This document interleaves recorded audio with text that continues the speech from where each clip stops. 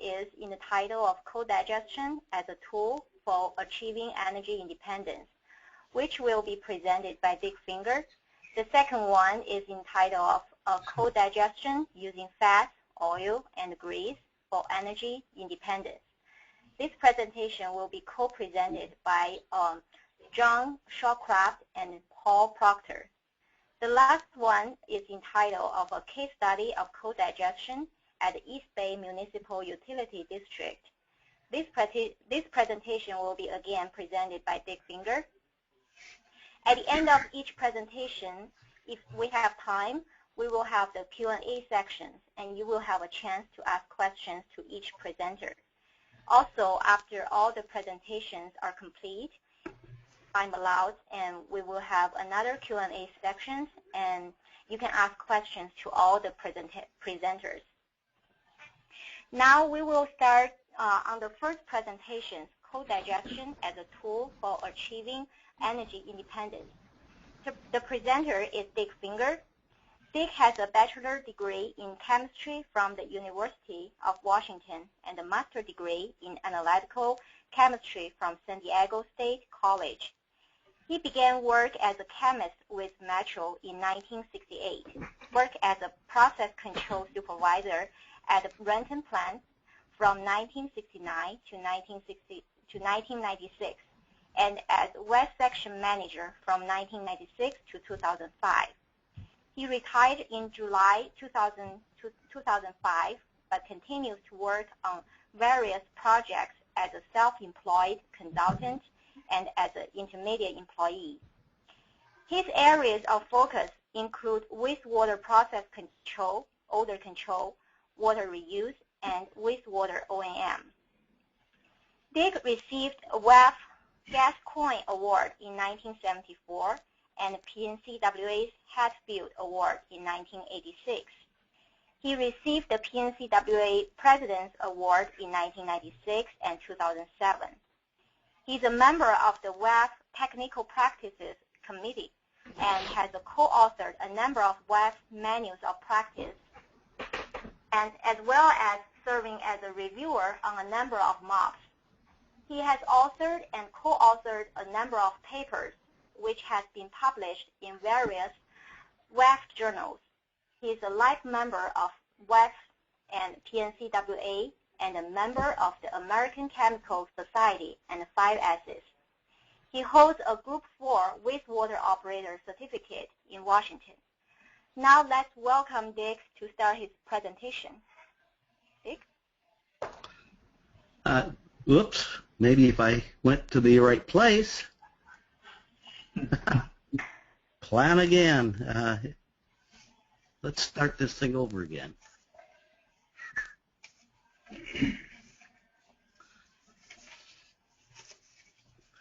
There, that looks a little better. Okay, as Molly said, my presentation is co-digestion as a tool for achieving energy independence. I'd like to acknowledge the fact that I borrowed a lot of information. Some of the materials were obtained from East Bay Mud, from Bill Toffee, from the U.S. EPA publications, WWTP report on co-digestion of organic waste, and a WWTP co-digestion webinar. So start out with kind of some stuff that I think everybody is pretty well aware of, but it never hurts to kind of set the stage. Anaerobic digestion of wastewater solids has been practiced for many years. Why do anaerobic digestion? Digestive sludge is stabilized. The mass of sludge is significantly reduced. The reduced mass leads to significantly lower solids disposal costs. The reduced mass reduces loading on a dewatering operation and reduces polymer demand. Further biological activity is limited, so the solids are stabilized. The potential for odor is reduced. Pathogens are significantly reduced. And sludge dewaterability is improved. The digested solids can then be used as soil amendment and in recycled and other applications. The reduction of solids produces biogas, which can be beneficially reused. And historically, digester loading has been based on pounds of volatile solids per 1,000 cubic feet of digester volume. The normal range is about 0.15 pounds per 1,000 cubic feet with a hydraulic detention time of at least 15 days. Obviously, that 15 days is related to the biosolids regs to meet Class B as a minimum. Solids loading rates are based on normal solids feeds concentrations of 3 to 4%. However, recent work with digesters being fed thicker solids suggests that a significantly higher loading rate can be accepted because of the higher hydraulic detention times. When we start talking about co-digestion, an alternative loading metric is pounds of COD per day per pound of volatile solids in the digester. So what is co-digestion? Co-digestion involves the concurrent digestion of waste organic material along with wastewater solids. And in terms of what is required to do co-digestion, obviously available digester capacity, a source of biodegradable waste organic materials, the ability to beneficially reuse the biogas. So why utilize co-digestion? First of all, it maximizes the use of available equipment. It is a potential source of revenue from tipping fees for the waste organic materials that are being accepted. It has reportedly improved volatile solid reduction of the wastewater solids themselves. It produces additional biogas, which can be used to both reduce the plant power cost by generating electricity, reduce the plant carbon footprint by using biogas, which is a renewable resource. Co-digestion is ideal for wastewater facilities because most have the existing infrastructure. They have the anaerobic digesters, the biogas utilization equipment, and more importantly, they already have the necessary expertise to operate anaerobic digesters and biogas utilization equipment. They are located in fairly dense urban areas normally, so organic wastes are locally produced, which reduces the cost of transporting the waste to the facilities. The energy can be recovered, and transfer cost of residuals is reduced. They have high energy demand, which can be offset by the production of additional biogas. So what materials can be co-digested? Pretty much anything, any readily biodegradable waste product. Examples, food waste, fats, oils, and greases, or fog. That's commonly from restaurant grease traps. Animal manure, processing waste, cheese whey, chicken waste, glycerin from biodiesel production, spillage from ethanol production, crop residues. This is a list of characteristics of potential co-digestible materials. A little hard to see, but if you get the PDF later on, you can take a close look at it. And just as a matter of rule of thumb, the estimated biogas production would be about 10.7 cubic feet of biogas per pound of COD removed.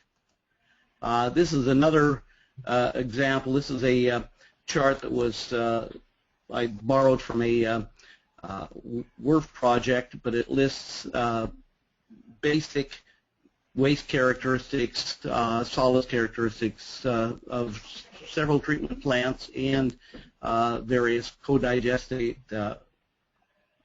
materials. So where is co-digesting occurring? East Bay Mud, which does food waste, Edmonton, Canada, food waste and pilot full scale. Des Moines Wastewater Treatment Plant does agricultural waste full scale. Lethbridge Wastewater Treatment Plant that does fog, vegetable oil, and chicken waste on a pilot scale. Gresham, which John and Paul will be talking about later. Ithaca, that does septic tank pump outs, grease traps, whey, carcass digester hydroxylate, whatever that is, sounds nasty. Dairy processing plant, sludge, and other high-strength waste on full scale. And the Glover Wastewater Treatment Plant that does dairy whey. Factors to be considered when evaluating whether or not you want to do co-digestion. Obviously, agency policy with regard to energy independence, agency policy with regard to greenhouse gas reduction, policy with regard to cost neutrality versus other goals, electricity rates, cost of residuals, disposal, reuse, and cost of collection and pre-processing of the waste. This is a plot that was pulled out of a West seminar. Basically, what it suggests is talking about the cost of, or the tipping fee that you would need to charge to break even. And you'll notice down here at the bottom, fog is always a revenue maker. If you food waste, you may end up having to do a little bit of charge a little bit of tipping fee. And if you start at some of the other things, cow manure as an example, it can be pretty require a pretty high tipping fee to break even. Turning it around the other way, the cost of disposing of the biosolids or transporting biosolids, again, fog is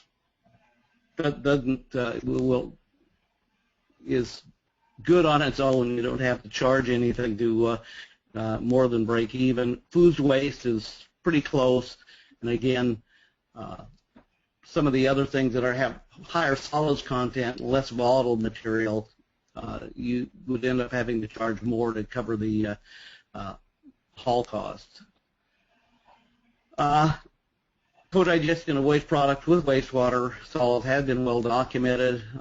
Where there's significant, or where capacity exists, it offers a significant opportunity to greatly increase biogas production, potentially offset plant operating costs by increasing on-site power production to replace purchase power, and to gain revenue from fees charged for accepting these wastes.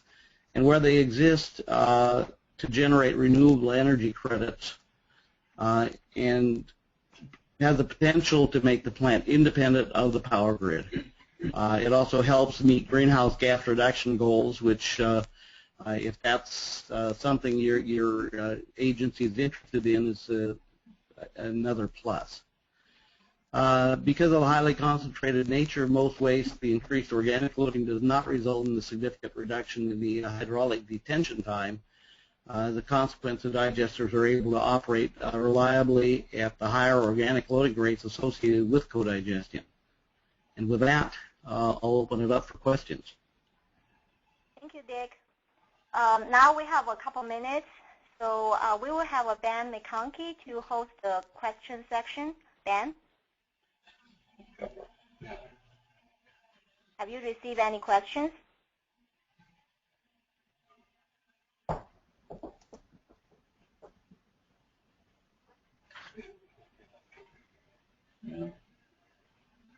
Hello, Ben?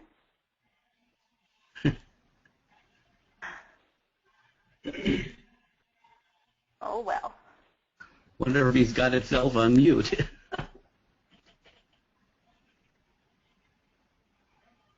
Hey, Mike, are you able to see all the questions from the audience?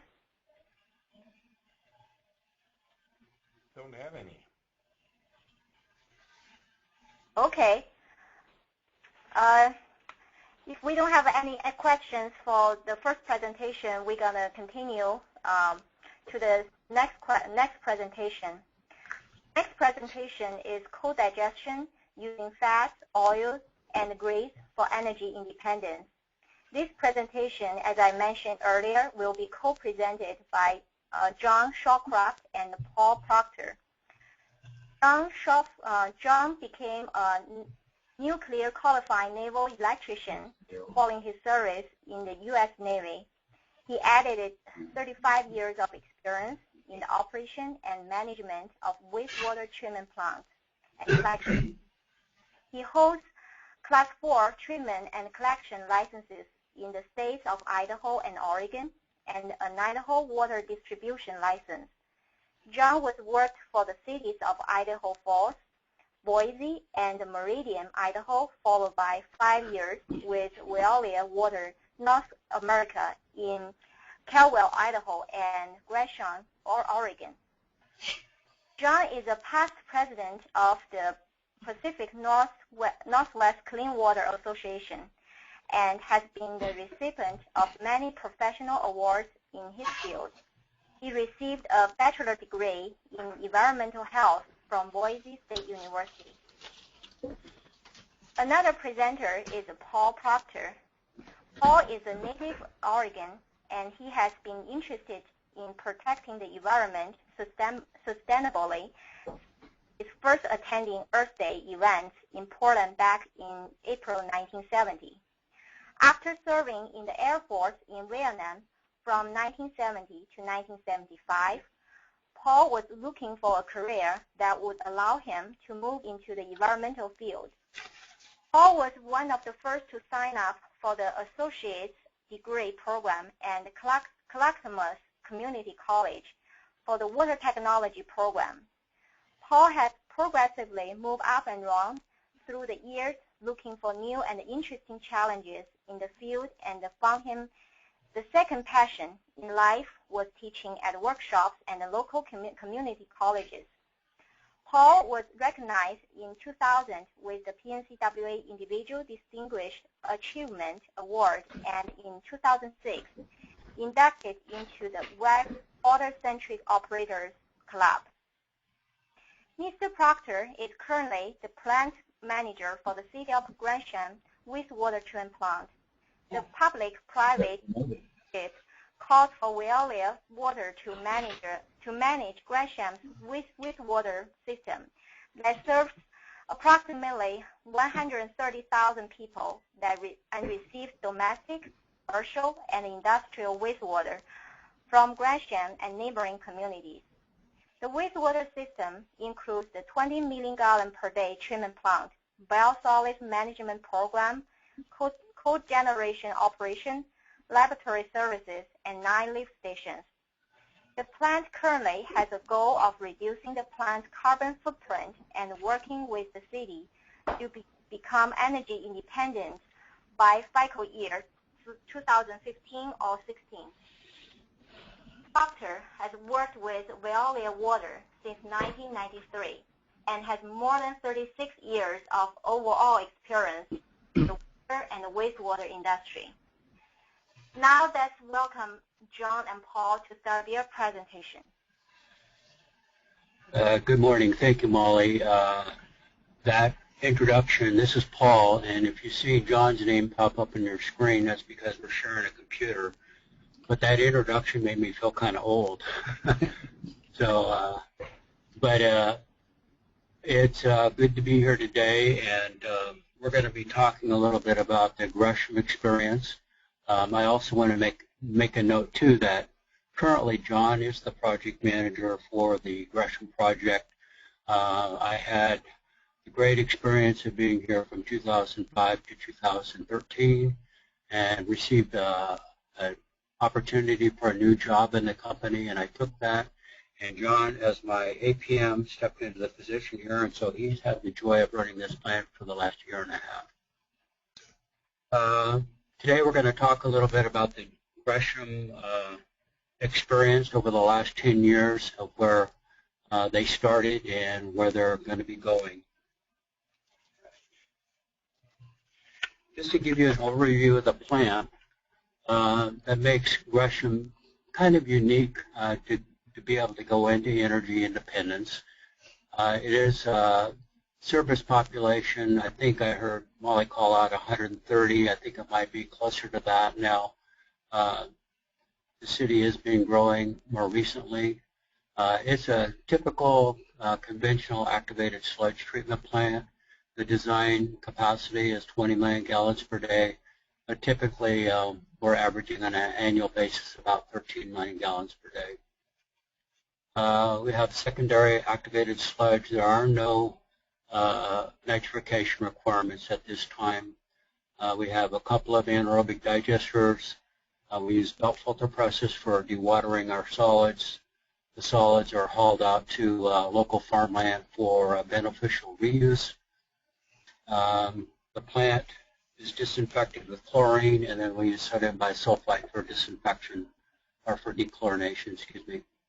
One thing that makes this plant work for energy independence is its low amount of energy that it uses per million gallons treated. And contractually, Veolia had a number in our contract of 1,385 kilowatt hours per million gallons treated. And I believe right now we're running closer to about 1,200. One thing that makes that happen is that the city's focused a lot on ensuring that whenever equipment is upgraded, we get energy efficient equipment, really a lot of focus on energy efficiencies and also technologies that don't use a lot of electricity. Therefore, that's one of the reasons we don't have UV here. It was a conscious decision by the city engineers to try and shy away from high energy consuming technology. We do discharge into the Columbia River. It's about 7,000 feet to the north of the plant. We have the Wastewater Treatment Plant that we're responsible for operating and maintaining, and I believe it's 8 stations now, 8 pump stations that are under contract with Veolia Water.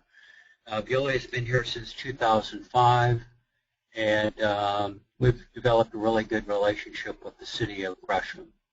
We have 17 employees on site working for Veolia, and then there are 3 city engineers on site that we interact with almost on a daily basis. To kind of give you an overview of some of our energy sources and some of the things that we have done for energy conservation, and that's to me the real key to success of energy independence is not just energy production but also energy conservation. I'm sure many of you have heard that the cost of energy conservation is significantly less than energy production. And so it's really a two-pronged approach here to not only produce the energy but also to reduce the amount of energy we're using. And we'll show you a little bit later on in a graph that we have that's been accomplished.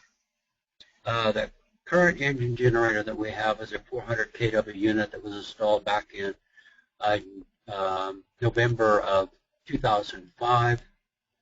That unit replaced an old Waukesha unit that had been in place previous to Veolia being on site here, but it was like a 250 kW unit. There was no gas treatment, so the unit was constantly having mechanical problems and was probably operating only about 40 to 50% of the time. When the new unit was put in, a lot of focus was on making sure that the gas being fed to the engine was treated and it was clean, and in my opinion was one of the key successes of having the good uptime that we've had on this engine generator. Contractually, Veolia had an obligation to keep the engine operating at 90% or better, and if we actually fell below 85% in our runtime, we were contractually on the hook for paying back the city for that lost energy. So there was a lot of focus on keeping that engine operational. A lot of times we were really strategizing on our maintenance activities so that if we had to do oil changes or spark plugs, we'd also combine that with other activities that would require the engine to be down to minimize the time that that engine was actually down. We're looking at a second 400 kW unit to be going online in January of 2015. It's going to be essentially an identical unit to the existing one. There is a 420 kW peak DC solar plant here. We have a solar array that was installed back in February of 2011, and that contributes about 8% of the plant power. The real drive for all of this is really from the top down. The city developed a sustainability policy and really looked at carbon footprint reduction. And although it was adopted in like 2009, the actual review of carbon footprint for the city started in 2004. FOG Phase 1, which is the first phase of putting in one tank of 12,000 gallons, the receiving station, was started up in August of 2012. Phase 2 has been completed, and that was a second tank that was installed for the FOG system in June of 2014. And energy conservation, won't get into a lot of details on that, but some of the main components of energy conservation over the last few years have been the installation of linear motion mixers and the digesters. Previously, we were using gas compressors, which were fairly inefficient, and essentially we traded about 40 horsepower or 15 horsepower in achieving actually better mixing. The Neuros blower, we had 2 new Neuros blowers that are put into the lower plant. We're replacing a 250 horsepower centrifugal type blower with a 100 horsepower Neuros blower. And then also another key component was the installation of fine bubble diffusers in the lower plant. The previous diffusers were a sock type that were more of a medium diffuser, and by going to the fine bubble diffuser, we were able to reduce the amount of horsepower needed to provide air for the lower plant. Another component is we have an energy team that we monitor the data every month. We sit down with our client and review the energy consumption and the production data. And the goal driven by the city was to be energy independent by 2015-2016.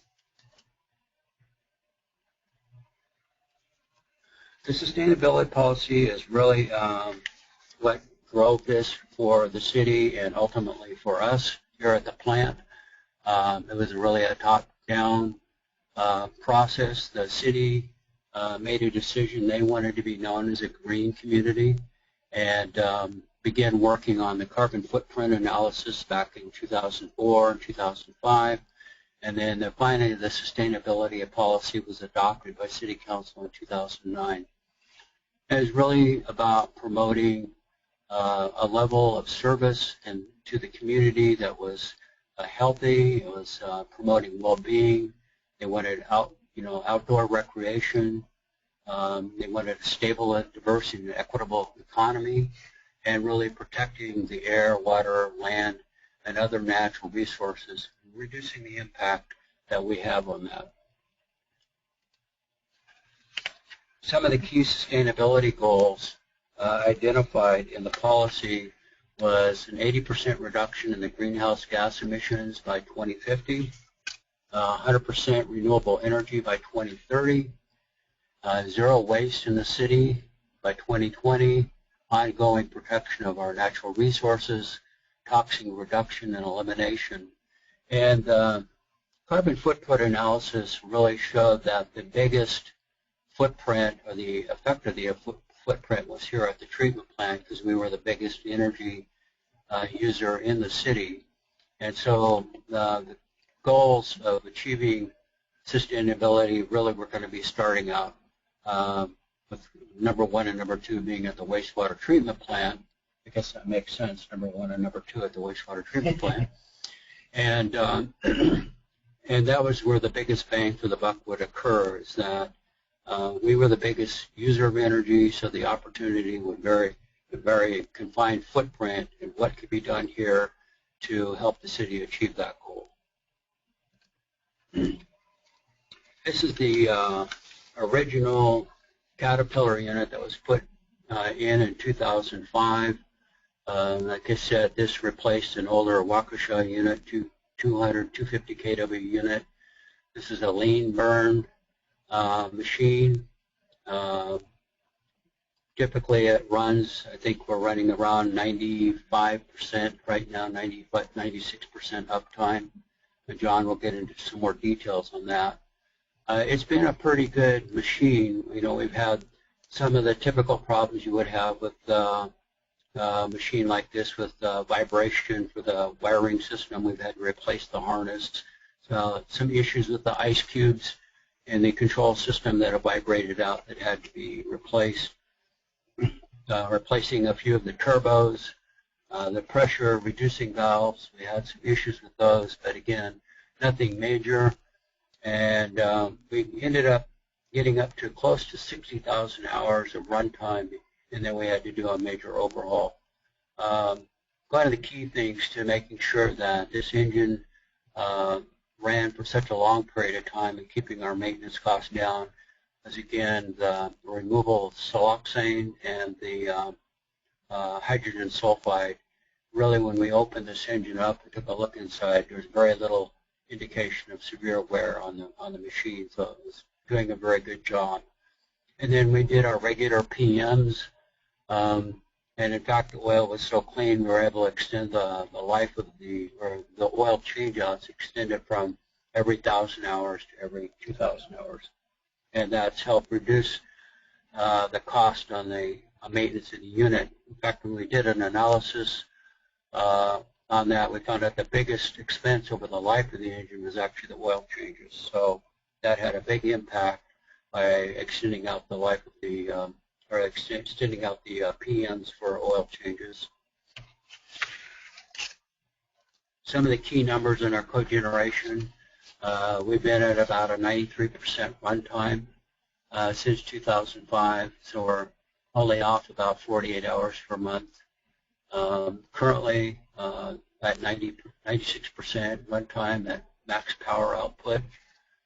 The engine also does some additional things. They do recover some of the heat for the waste heat coming off the engine to heat the digester, and also to provide some heat for the main administration building here. As I said, we're at about 60,000 hours operating since the overhaul in June of 2013. Yeah, at the recent overhaul. We've about 3.4 million kilowatt hours of power that's being produced annually. The cost, which is fully burdened cost for the engine, includes the labor, the media, all the major rebuilds, the oil changes, everything is baked into that. Has been averaging at about 3 cents a kilowatt hour, which is significantly less than what we're paying for utility, which is right about 9.6 cents a kilowatt hour. At this point, with the one engine, we've been averaging about 51%, providing for about 51% of the plant power. And the original goal when the engine was to put in was to have payoff within 5 years, and that payoff was achieved in 3.5 years. John? Thank you. This is a picture of our SCADA system for the digester. Paul gave you I think a really good historic background of energy production here at the facility. Now I'm going to try and give a certain amount of what's going on now and where we're going. And one of the things that we monitor every day is through the SCADA system is anaerobic digester conditions. So not only do my operators go out and make a round and check everything firsthand, but we have things such that we can do it remotely, and if necessary, they go make a change before things get out of hand. And this thing monitors temperatures inside the digesters, the flows in and out, and the depths of the digester sludge levels. This is another SCADA panel, shows fuel treatment, and the reason this is important is we monitor kilowatt demand. If you look in the lower left-hand corner, it shows instantaneously what's going on with the system. Gives us what our demand is, what we're importing, what we're generating, what's our base load, and what's the total run kilowatt hours on that generator. And it's also showing us gas flows through the system and what that fuel temperature is and what is the overall condition of the system. This is a picture of our biogas scrubber.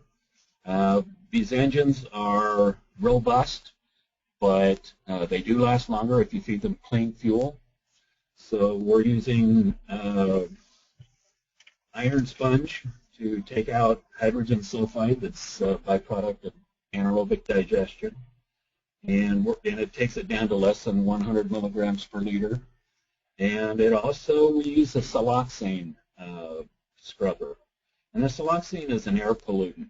And as it comes out and if you don't remove it, it gets into the engine, and it actually plates out on the valves and the valve stems. And when it does that, it reduces the efficiency of the generator, and it kind of shortens the period of time before you got to go in and overhaul that engine again. So elongating that is a very good thing. The other thing that happens is if our iron sponge, for whatever reason, were to go down prematurely, the siloxane will also remove hydrogen sulfide for a while. This is an initial picture of our fog receiving station. This is tank 1.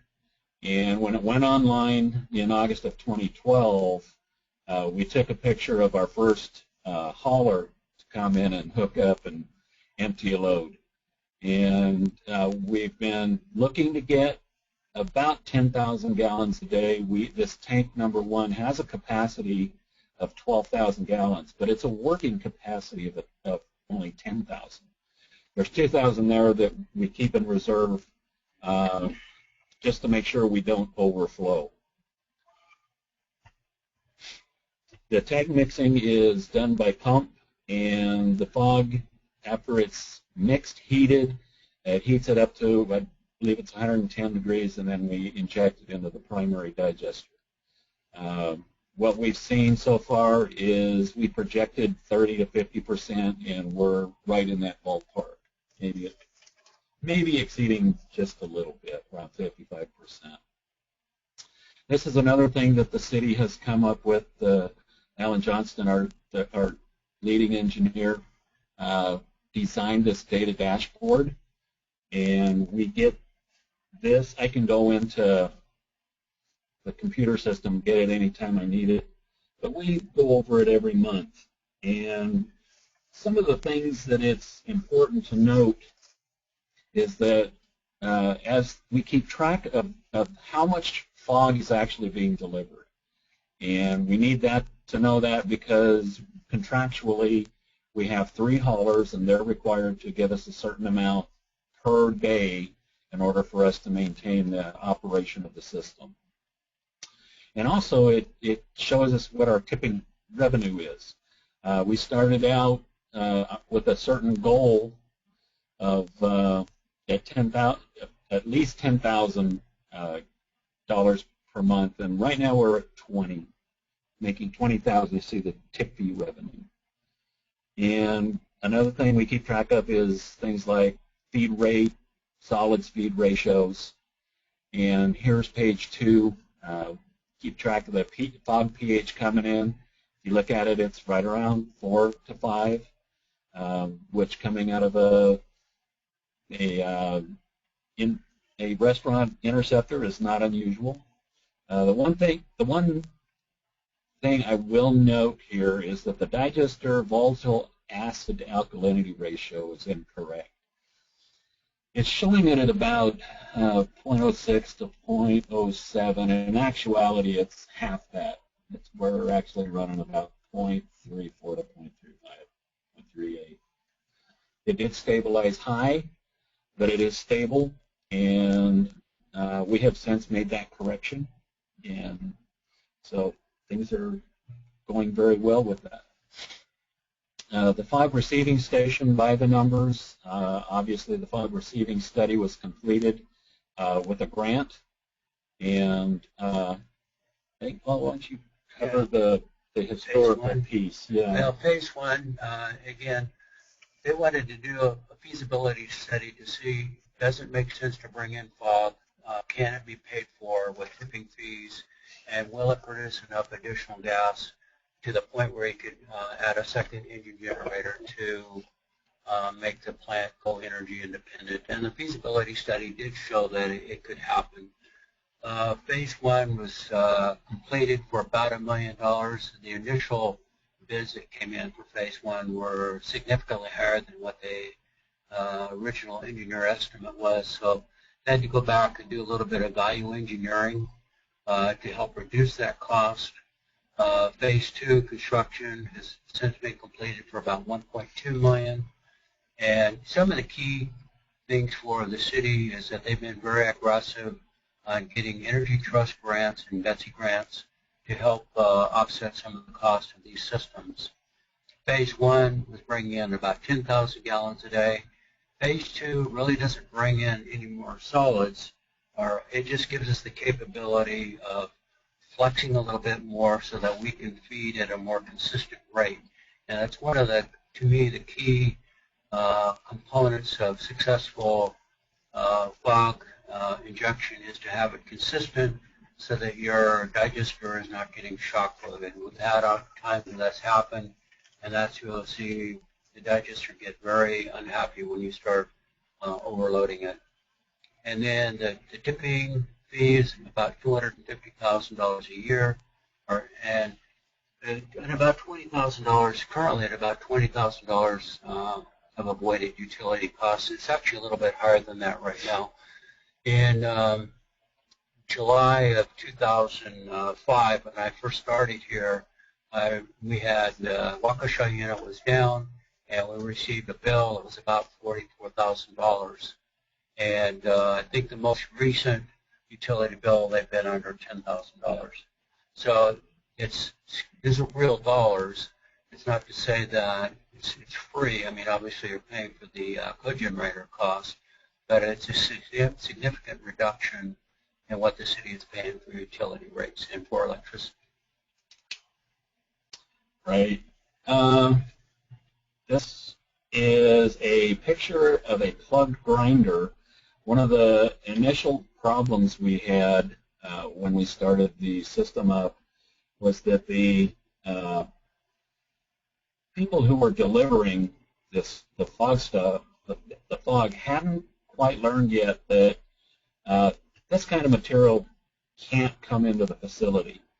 And when this happened, we weren't sure whether the fog hauler had a dirty truck and failed to clean it out before he went and picked up all his fog deliveries, whether there was a restaurant out there that was using insufficient kitchen practices, or if there was a restaurant out there that had a cross connection to the regular sewer line. Those were three possibilities that would get us to this event, but the long and the short is this event is not supposed to happen, and this equipment is designed to take fogs, oil, and grease, which were slight solids and light liquids, and not act as a grinder of rags and rocks.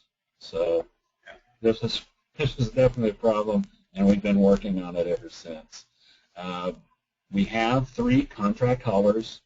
When we first went out and started the project up, the city actually bid the hauling work.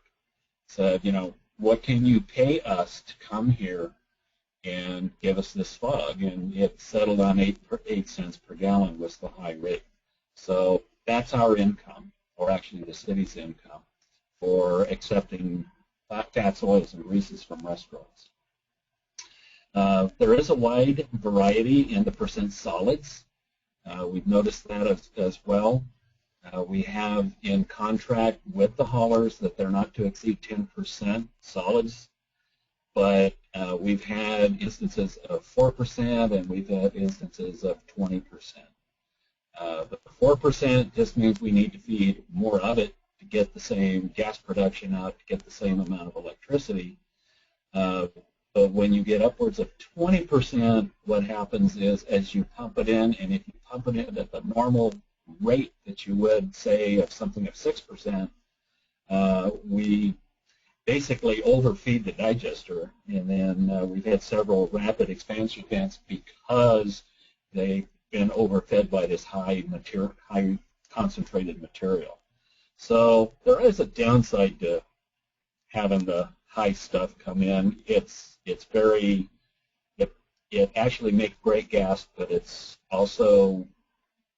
like feeding your kids too much candy. You know that. We have 30,000 gallons working volume now with the addition of tank 2, so we're getting along here just fine. And fog, as we say, has arrived. In actuality, fog has now re-arrived. We have, like I say, 10,000 gallons working capacity in the first tank and another 20,000 in the second tank. And the way this works is they back up, the pollers back up, connect, they offload into tank 2. Tank 2 is mixed and heated, is fed into tank 1. Tank 1 is supposed to then feed into the digester. What we're seeing is a better consistent feed rate. We're averaging 9,000 to 10,000 gallons a day instead of 6 one day, 12 the next. And that's what would happen with one tank, because at that point the haulers, you're actually feeding the digester to accommodate haulers instead of the other way around. The upsides, the methane production is increased by 55%. Our volatile destruction in the digesters has also increased by 10% as a result. It's a source of income to our client. Reduces the amount of fog that disposal costs to our haulers. They don't have to haul it as far. And it will take us to energy independence or neutrality here in the very short term. Phase 2 of the co-digestion is about 50% complete. It is pretty well on time, and we're expecting in January 2015 we're going to have a second cogen up and running. The downsides, scheduling and consistency of flows. If you don't know what they're bringing in, it's very hard to it's very hard to control what goes into the digester. So we work. The other problem, some of the problems we've had was the drivers just driving wherever they wanted to. They drove over grassy areas into shrubs. Those kinds of things cost money. We finally got that taken care of. We did have some local odor issues, which you would expect. Our system does have carbon filters on it, so in order to remove the odors, but tank 1, when it was put in, had a vent that was left open and was supposed to be closed up, and so every time we would fill this thing up during an offload, we'd get gases vented out the top. Got that corrected. Corrosion of the pump and the grinders. This one is a big one. We found that as the fog came in, it was not, even though we try and screen it, it had rocks and grit in it. And low pH and rocks and grit on metal equipment, I'll show you what it actually does here. It tends to pit, and this bent shaft was a result of that other event, which was the rags coming into the digester, into the system, and plugging that up, and then it actually trying to turn it. We twisted that shaft. You see the sandblasting effect and the cracking and the breakage here on the screen. That is from rocks and sand. Same thing with this grinder screen and also the cutting blade. So if possible, if you start taking fats, oils, and greases, and you're going to be using that, feeding it into the digester, it's a good idea to figure out a way to take and remove these products. This quickly overview the electrical, not only the utilization but production over the last 10 years. And this top line here, There we go.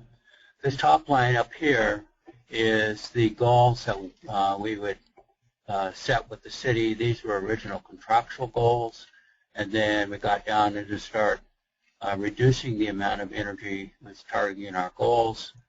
We have, this is a trend line, and then the heavy black line is a moving average of our energy consumption. And so this top line here represents energy being used at the plant. It doesn't distinguish what type of energy, it's just energy in general.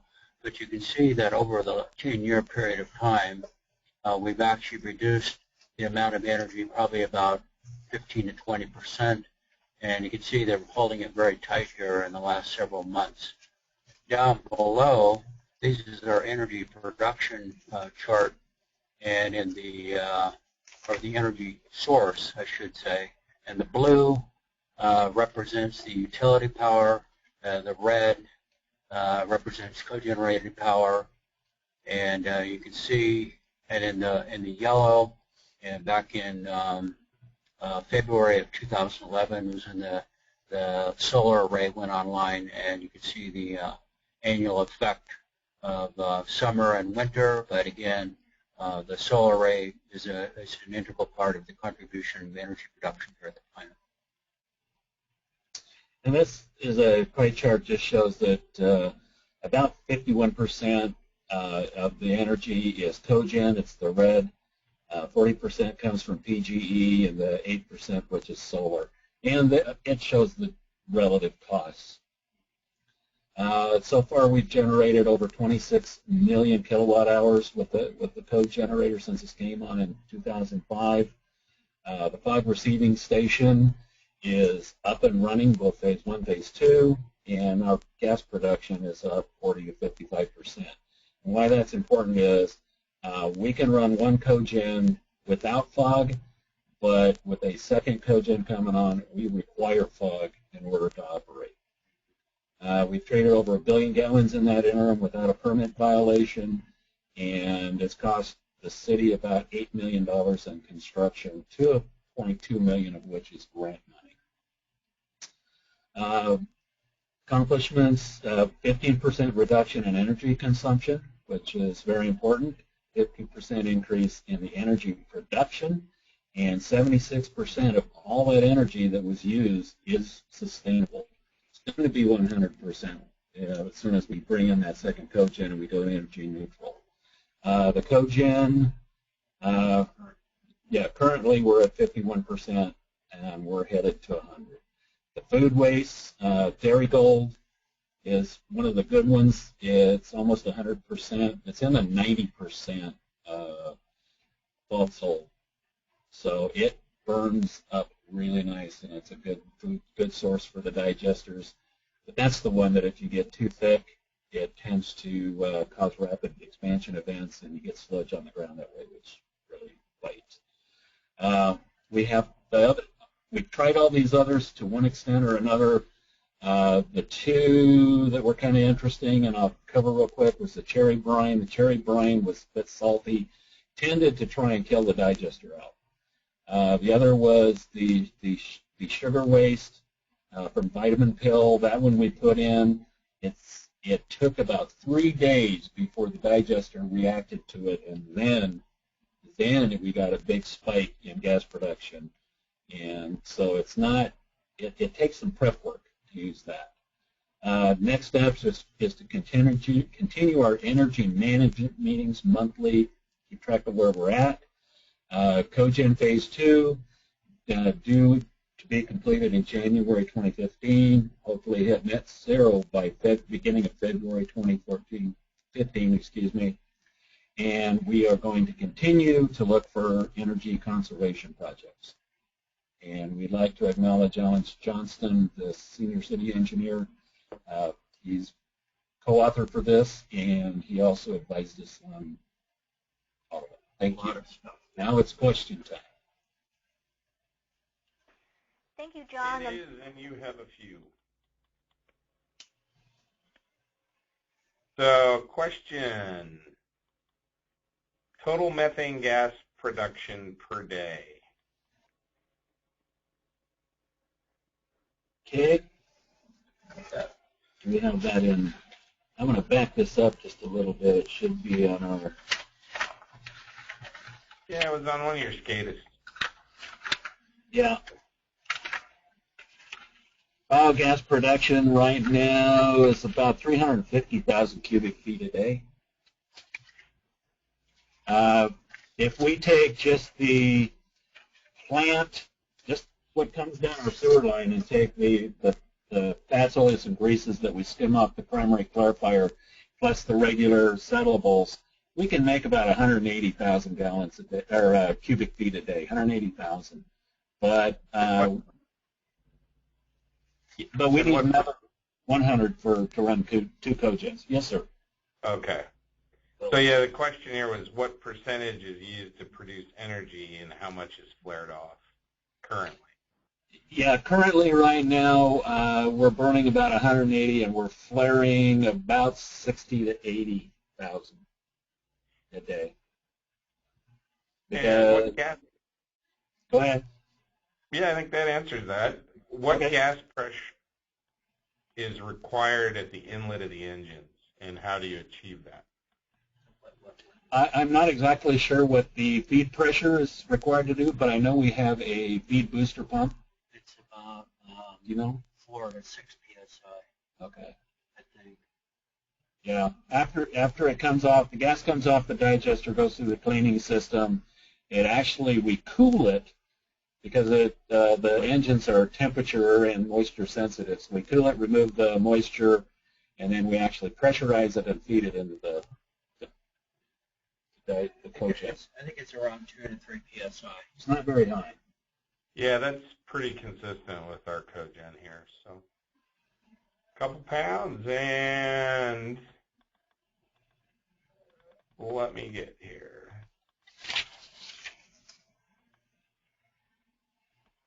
Please clarify your construction costs, which I'm guessing means a little more detail.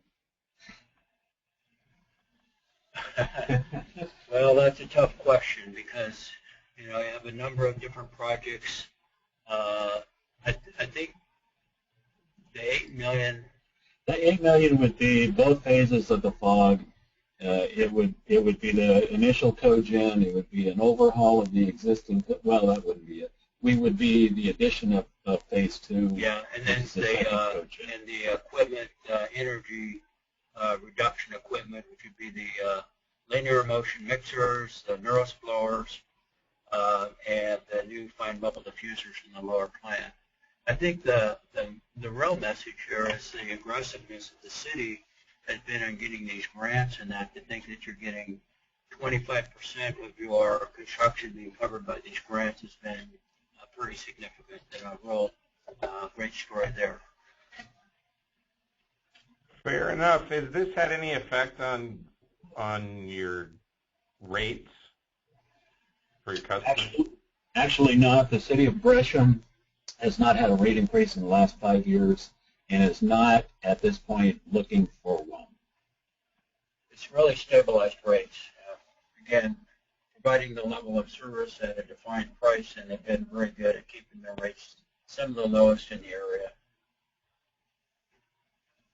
Very good. And another question is type of covers on your digesters. The primary digester is a fixed cover, and the secondary is a floating cover. I don't remember who the manufacturer is. I don't either.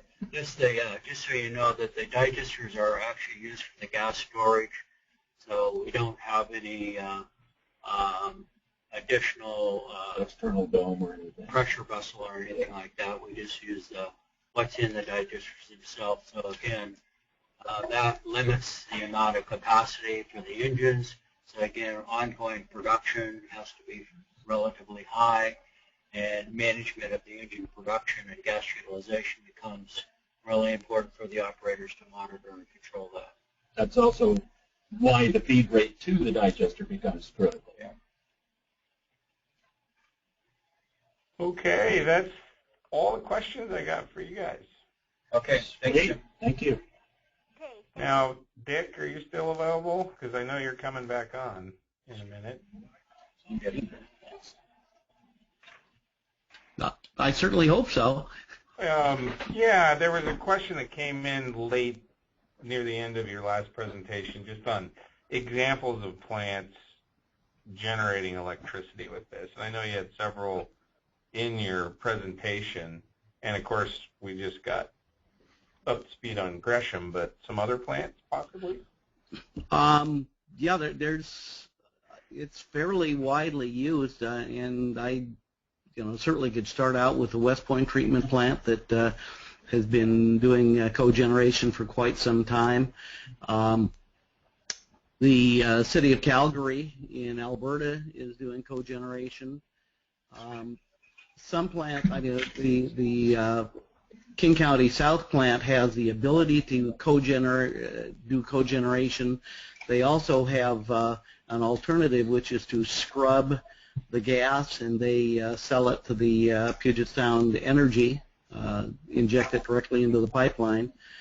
So, I mean, it doesn't necessarily have to be pure cogeneration. I believe the city of Tacoma is taking the gas and compressing it for vehicle fuel. So there's a lot of options with the biogas. Very good. Molly.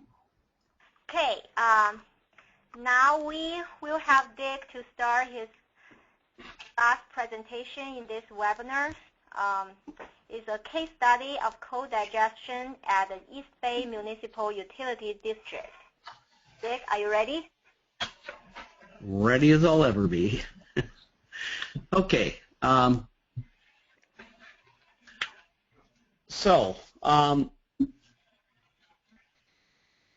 Presentation, as Molly said, is a case study of co-digesting at the East Bay Municipal Utility District, East Bay MUD as they normally call themselves. And I have borrowed, let's see, why did I, there we go. Made use of a lot of information. I've got the used publications and personal communication with the staff at East Bay MUD. I've talked to Bill Toffee. Again, made use of some EPA publications regarding that.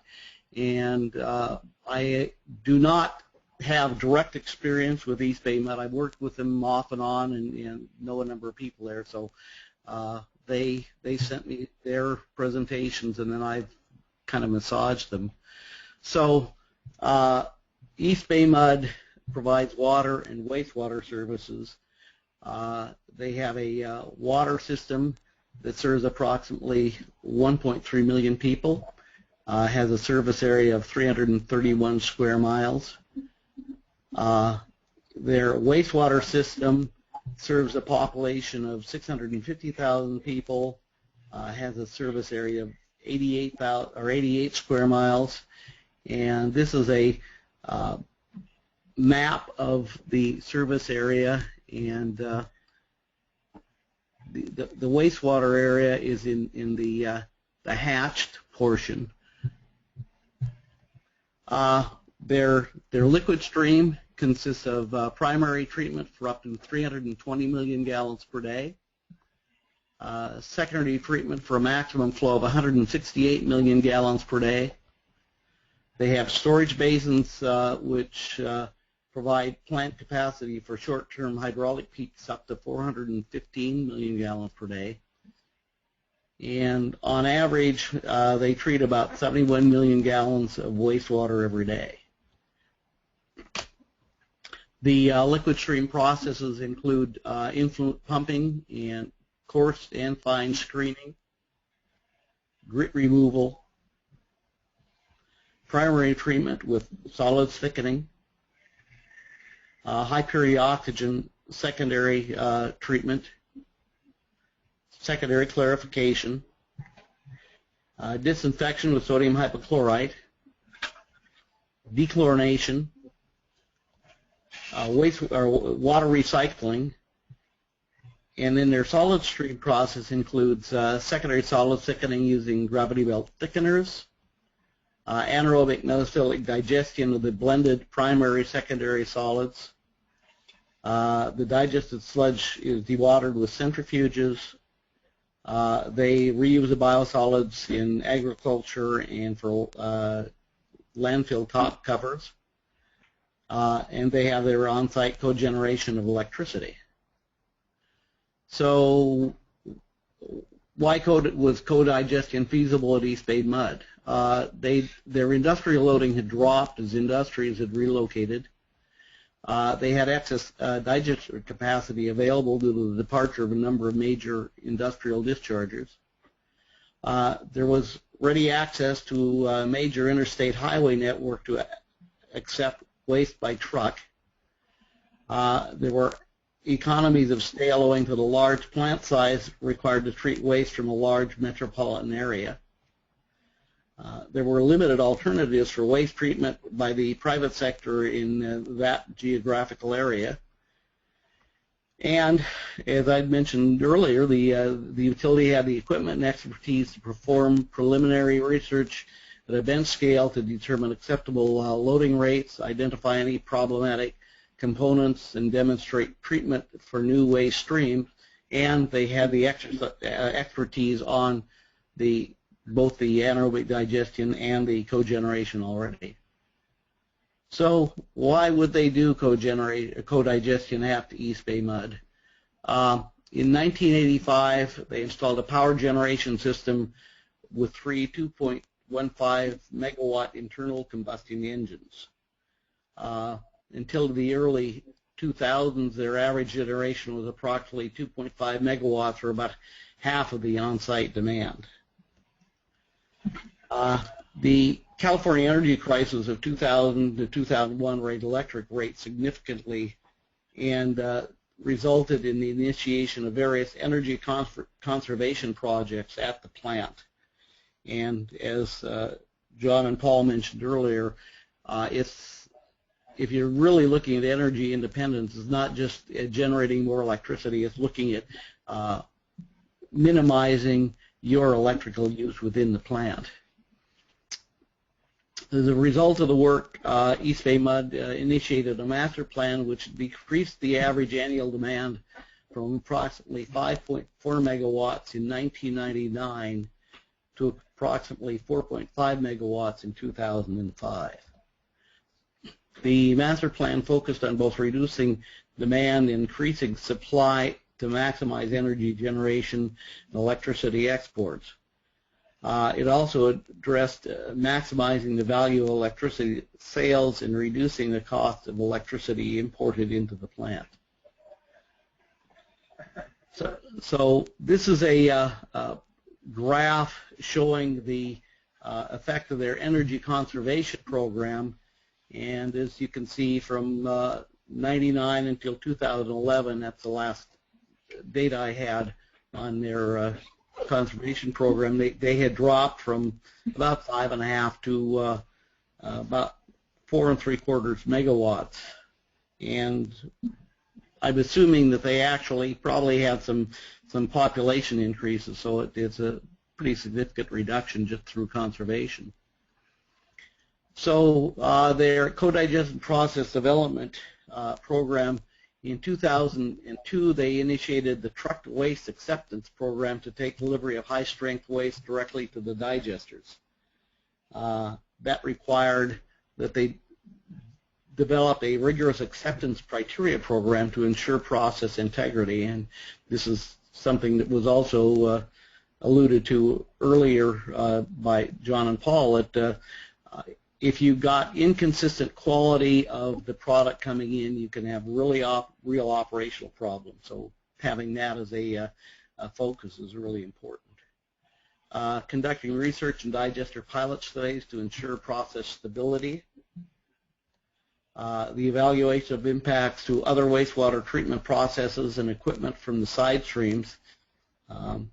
It's always best to keep in mind that it's an integrated system, and what you do in one part of the plant can very well have impacts on another. So keeping that in mind is paramount. They conducted a waste-to-energy study to determine the best use of various high-strength wastes and biogas. Based on the study recommendations, the renewable energy expansion project was initiated to add 2 4.5 megawatt gas turbine generators. They did a number of bench scale tests to look at the effect of different hydraulic detention times in both meso and thermophilic digestion. These were all bench scale, obviously not full scale, and based on that data, they proceeded on to their food waste treatment process. So in 2004, they started to accept post-consumer solid food waste for digestion. In order to prepare the food waste for feed to the anaerobic digesters, it had to be processed into a homogeneous pulp, and the hauler initially pre-processes the food to remove large objects and ferrous metal, and then grinds the food into appropriate 2-inch pieces. It was then further treated using East Bay Mud's patented process, which removes contaminants and grinds foods to an applesauce-like consistency. So their processing of the food includes removing large debris with a rock trap and grinder, removing grit and smaller debris such as plastics and aluminum foil with a paddle finisher. After going through the paddle finisher, a pulp is left over, which is then added to the anaerobic digester. The generated biogas is used to produce electricity, with excess energy not used by the plant sold back to the power utility. And this is an example of their, or a diagram of their patented process. So that the truck comes in, puts it into a slurry tank, runs through the grinder. Heavy debris is removed. It's then pumped to the paddle finisher, where what they call pomace is rejected and goes to landfill or for recycling. The pulp then goes into a storage tank, into the anaerobic digester. Then the gas is produced, the solids are centrifuged, and then hauled off to a land application. So the result of their process, the truck waste acceptance program has substantially increased the production of digesgas and renewable energy generation. Between 2008 and 2011, biogas increased such that all 3 engines were required, and when one was down for maintenance, excess biogas had to be flared. Electrical generation at the power generation station has increased by an amount comparable to the amount of gas being increased. The on-site power generation has increased from 50% of the plant demand in 2000 to nearly 100% in 2007, and was projected to reach 200% within the next 2 years. Going on with the results, in 2011, the first phase of the renewable energy expansion project was completed with the installation of one 4.5 megawatt gas turbine, which allowed East Bay Mud to become a net electricity producer. I think the last information I got from them is that they're producing about 130% of the power that they need, which means obviously that they can sell back 30% of that electricity to the power utility. The original facility had 3 engines. They were installed in '85. They met 40 to 50% of the demand with about 2 to 2.5 megawatt, and they had, because of limited generation capacity, to frequently flare excess biogas. Their expansion plus the one turbine can meet 100 to 200% of the demand between 5 and 10 megawatts of net generation. They can sell excess green energy, and I don't know about everybody else, but in Puget Sound Energy, they give you the opportunity to pay extra money to buy green power. So there's obviously an advantage to selling the electricity. I can, in terms of the West Point plant, there was a question about West Point or other plants that generate electricity, and currently the contract that West Point has with City Light is that they, in paper, sell all of the electricity they generate and get paid at the renewable energy generation rate, and they turn around and they buy electricity at the commercial rate, so that they're actually getting paid extra and then able to reduce their net power cost because of that. So kind of clever. Moving on to this, they've reduced air and greenhouse gas emissions, and they've increased the operational reliability. So this is a plot of their plant generation, and from 99 they were running at 40%. At 2013 they're about 130% of their on-site demand. East Bay Mud, at least their claim is that they're the first wastewater treatment plant in the U.S. to become a net electricity producer. So they have their treatment plant. They can pull electricity from a grid, or they can put electricity into the grid. Their 2013 results, they generated 6.25 megawatts. Their demand was 5, so they had a net of 1.25 megawatts, and they are projected for this year to meet or to generate 130% of the plant demand. So their plans for looking forward, they're looking at demand management to improve the ability to or to reduce demand and equalize it. They're putting in a solid waste hauler partnership. They're looking at private or public-private partnerships. They're considering animal products and rendering. They're looking at emerging regulations to in increased energy demand. And with that, and I'm way early, but are there questions? Yes, there are. Oh, goody. So, is the East Bay Mud Co-digestion plant, would that consider OFMSW? I'm not familiar with that acronym.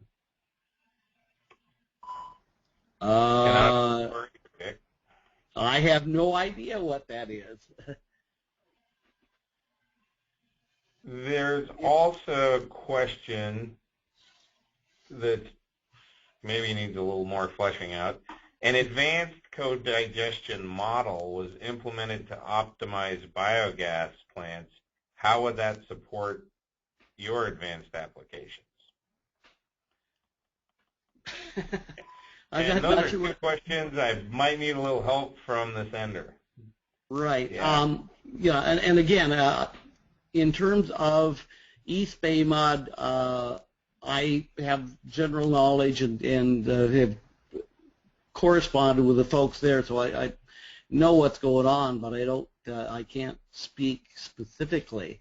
I know that I could go back to West Point where they have not yet looked at any kind of co-digestion, but they are doing the cogeneration using the digester gas, generating electricity, and they just installed new, I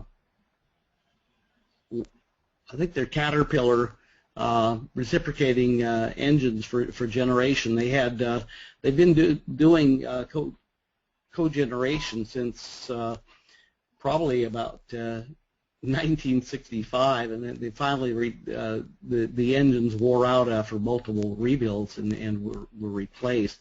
And they just brought those units online, and that's I referenced the arrangement they have with City Light at this point, where they certainly haven't gotten anywhere near reaching energy independence, but it's definitely benefiting them. And the real point is that with co-digestion, you can increase your gas generation, and in doing so, you can offset substantially your electrical power requirements, and in some cases, like East Bay Mud, and as Gresham is approaching, becoming effectively energy independent. So a little clarity on OFMSW, that's the organic fraction of municipal solid waste. So is that something East Bay Mud has considered or is considering? I am not aware of that. I mean, the organic, so it sounds like they're talking about offsetting landfill discharge, and in effect, that's kind of what East Bay Mud is doing, is by taking food waste that would be material that would otherwise be going to the landfill. So it's a plus on that. Another comment that I would make, and there's been a lot of discussion back and forth, are food waste grinders good things or bad things in the individual households? And I guess if your digesters are overloaded, they're probably a bad thing. But from a standpoint of, again, co-digestion, it's kind of food waste digestion without the trouble of having to have it hauled to your facility, because it's delivered directly from the house to the collection system. Do you, for East Bay Mud, have a kilowatt-hour cost for their production versus the utilities? I do not have that. I do know that I would imagine that their production costs are probably comparable to what was referenced for Gresham, which, as I recall, was what about? I don't recall what it was. 3 cents kilowatt hour. Yeah, 3 cents a kilowatt hour. Power rates in California are huge, and that's another factor that you've got to look at, is that if you're getting real cheap power rates, the co-digestion, cogeneration begins to become more of a difficult issue to deal with, because the cost differential is just not enough. But somehow I don't think that we're ever going to go back to the days that I remember when once upon a time City Light charged half a cent a kilowatt hour. I remember a long way back, you understand. that and 23 cents a gallon gas. But that's another story. So I have another question for you, Dick. Okay. That's actually for John and Paul too.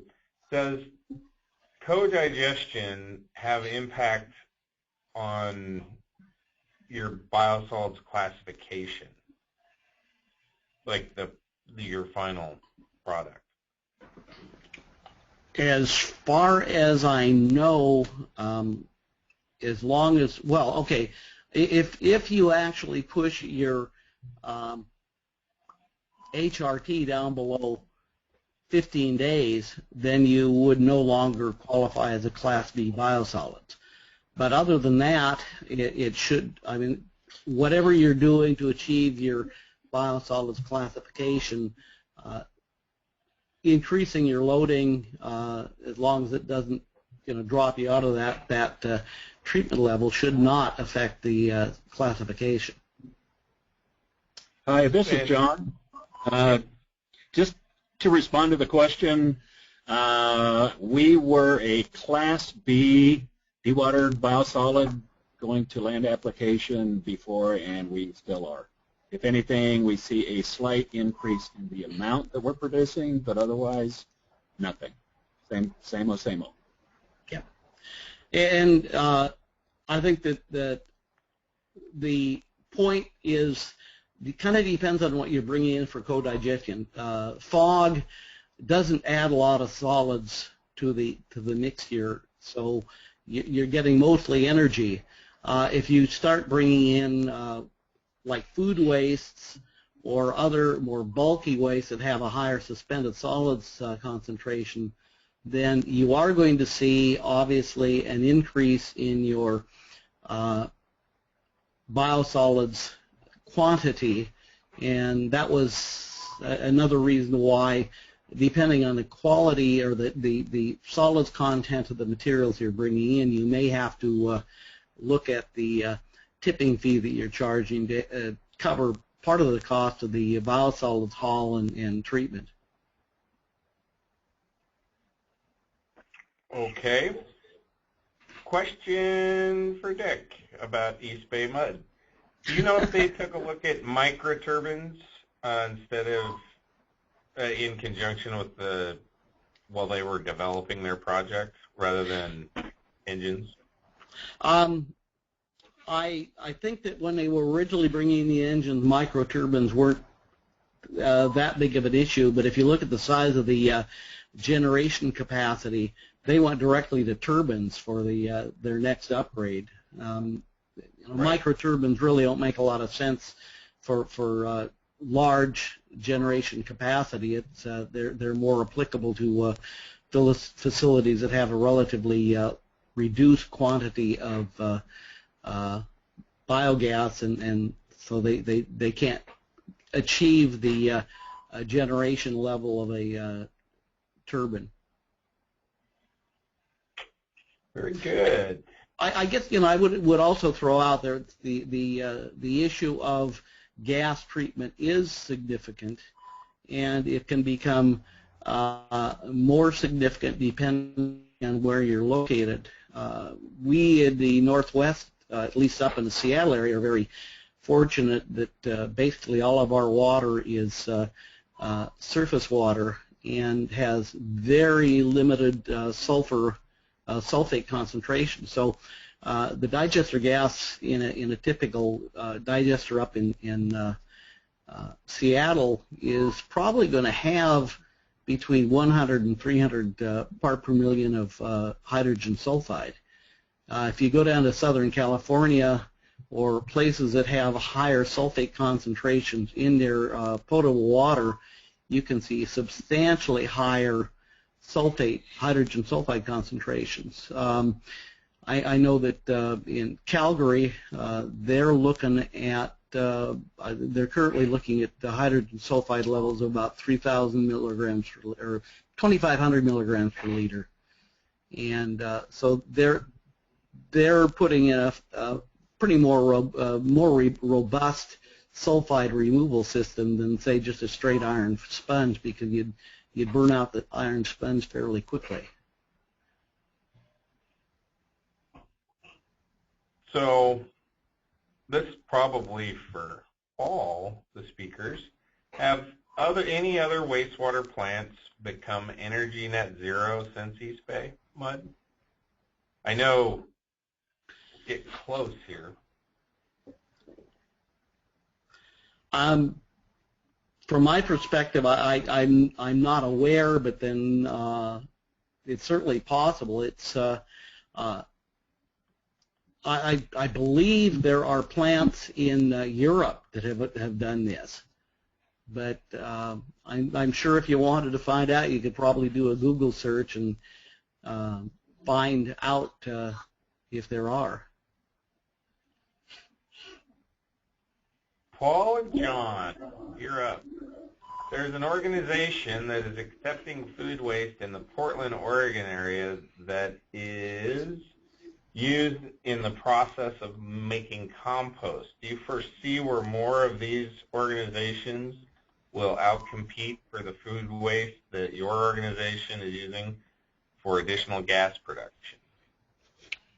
I would start by saying anything's possible. Can't see the future, But actually, since we are primarily using restaurant grease, not food waste, Right. we're in a non-competitive area, so probably not. Yeah, and you know, I kind of join in and say there's always been this dynamic of, well, you know, if can you make more compost, or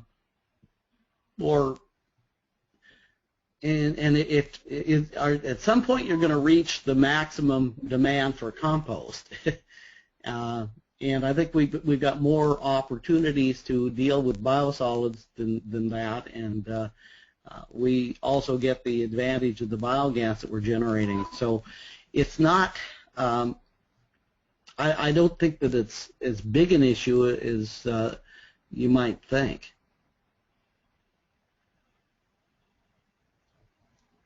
But that's an opinion. Yeah.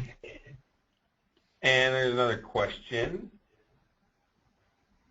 if I can get to the beginning of it. Hills Canyon Wastewater Treatment Plant in Thousand Oaks, California, I guess it's not a question more, but it creates 98 to 105% of its energy needs. So there's an example for you. Yep. Excellent. Yep. And I Brad music. Yeah. Food and fog. So. Right. You know, and I think, you know, once again, energy independence is, I think Paul indicated, they're using hypochlorite for disinfection, and part of the choice of that over UV is the energy demand of the UV. So it's going to be a whole lot harder to achieve energy independence if you're running a fairly high energy demand process like UV. But you know, the more energy you can generate, the less your electrical costs are going to be. So it's still a benefit. So John and Paul, what effect have you seen on solids reduction with fog feed at the plant? What we've seen is that as we started adding fog, which is obviously a higher volatile content, and the volatile solids destruction inside the digester went up by 10%, even though we were feeding it more. So pretty handy. You're converting it, yeah, you don't have as much coming out the back end. And that's consistent with some of the other research. I think I asked that question because I was just curious to see if you'd seen the same thing. That it's been reported that by putting in the fog, especially, it tends to maybe have a synergistic effect, and so that you get a higher reduction in your suspended solids than you do under just normal digestion processes. I do think, though, that as your volatile destruction, even though it goes up, you are putting more overall solids into your digester, and the inorganics, there's not a lot of them, but they kind of take the place of that 10%. Yeah. I kind of a different way to ask it is have you seen any change in the quantity of biosolids that you're actually producing? Are you has it gone up, gone down, or pretty much held the same? It's held pretty stable, pretty much the same. Of course, you always have some fluctuation, so it's really hard to pinpoint. So if it's that hard to pinpoint, I can say it's probably fairly, you know, it doesn't have a big impact. This is Mike. I have one question that came in to me on chat from Anne-Marie, and I think it was asked in reference to Gresham. Do you capture the waste heat from the generator?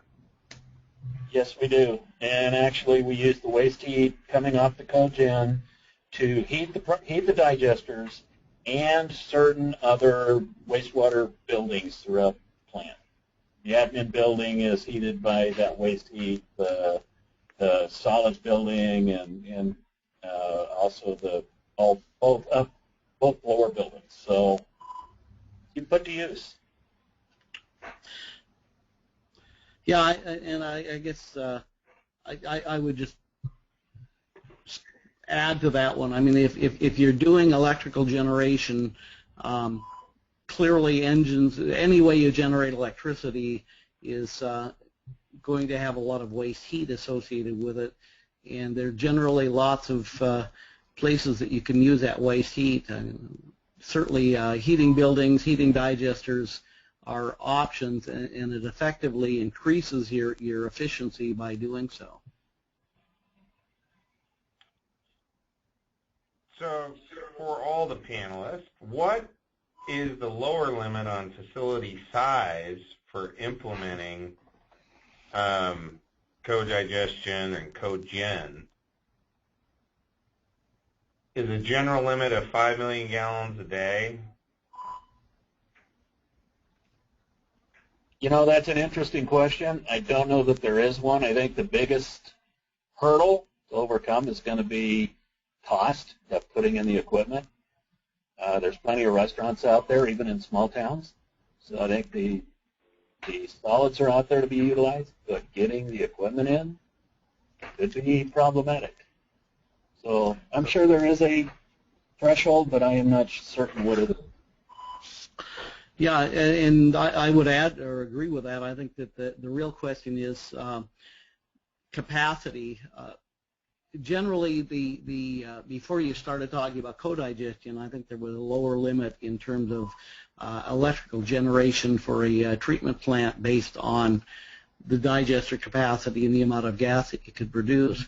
But with co-digestion, you probably the limit is the capacity of your digesters.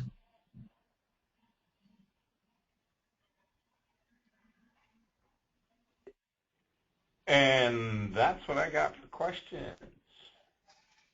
Okay. Thank you, Dick, Paul, and John, and thank you, Ben, for hosting the question Q&A section. And if we don't receive any more questions, that's all the presentations we have for today's webinar. And before we close the webinar, there are a couple of reminders. First, if you need CEOs, please fill the forms in the email that will be sent to you after the webinar. The email will be from the GoToWebinar. You can just open the email and fill the form and get a CEOs. And also, after the webinar, you will also receive an email with a link where you can download the PDF version of all the presentations today. And if you miss that chance, we will also upload the PDF files to the PNCWA website later. So you can always go to the website to download all the presentations. And finally, I'd like to thank all the presenters today, Dick, John, and Paul, and everybody who attend the webinar. Thank you very much. Thank you, everyone. This is Michael Rainey in the PNCWA office. We will, like Molly said, have those PDFs available to you within about 24 hours. You'll receive a link. And look for that email with the link for requesting CEUs in about an hour. Thank you all. If you have any questions, please email me, Mike Rainey at pncwa.org. Thank you again, Molly, Ben, John, Paul, and Dick. Thank you. I'm going to close this thing out now. Great job, everyone. Appreciate it.